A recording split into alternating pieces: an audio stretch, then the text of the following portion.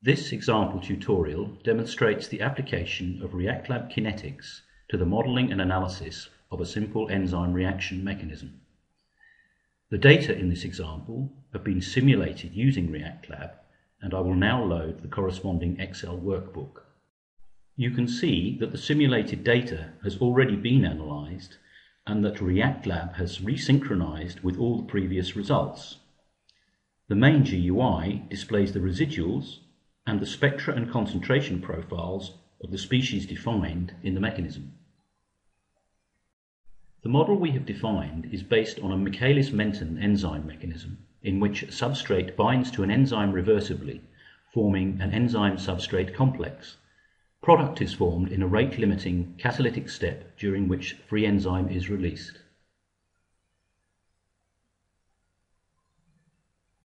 Note, we use a forward arrow to denote both a forward and back reaction, but with the order of the participating species reversed. This means we have an individual reaction line for each parameter which we have labelled K1, K-1 and K2. In this particular example, we have fitted the enzyme substrate on rate and the product formation rate. Below the reaction model, we have provided the reactant concentrations. The substrate is 1 molar in considerable excess over the enzyme, which is 10 to the minus 4 molar. We have also specified that only the substrate and product are coloured and contribute to the spectral measurement. We have also selected the stiff solver as the rates associated with the enzyme substrate equilibration are quite rapid when compared with the product release step. Under these conditions, the standard solver can become quite slow. The simulated data for this demonstration are automatically placed in the data worksheet, which is where real experimental measurements must normally be provided.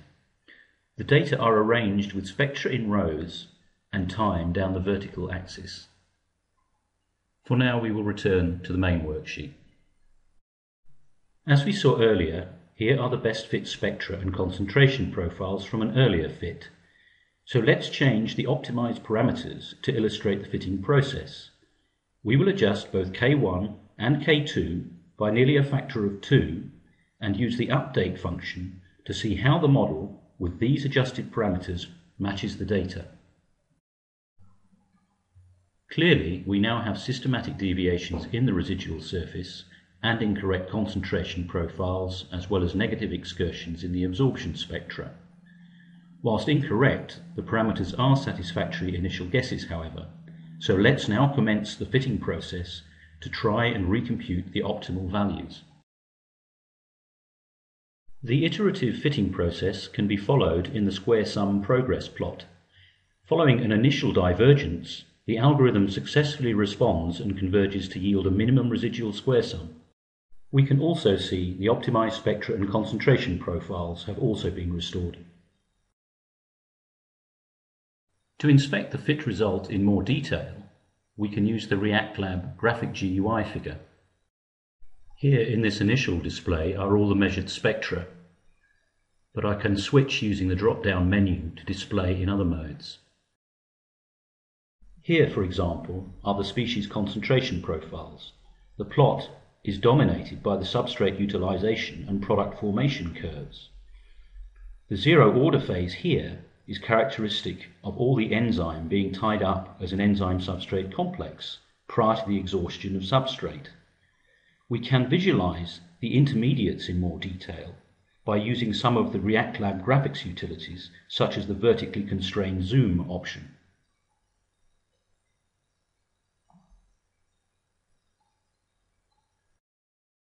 Once magnified, we can see the low-level concentration profiles of the enzyme intermediates.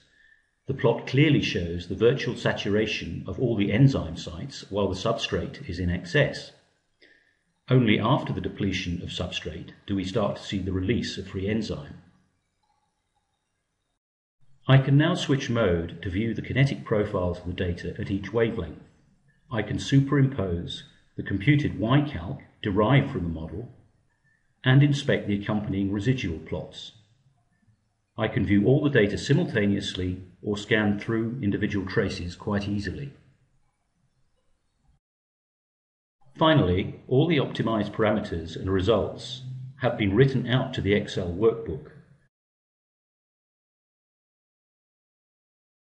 If we switch to the results worksheet, we can see the optimized concentration profiles and spectra have also been exported, allowing further processing and charting of the results using standard Excel functionality. That concludes this analysis demonstration. Further information on this particular example can be found in the ReactLab Kinetics manual.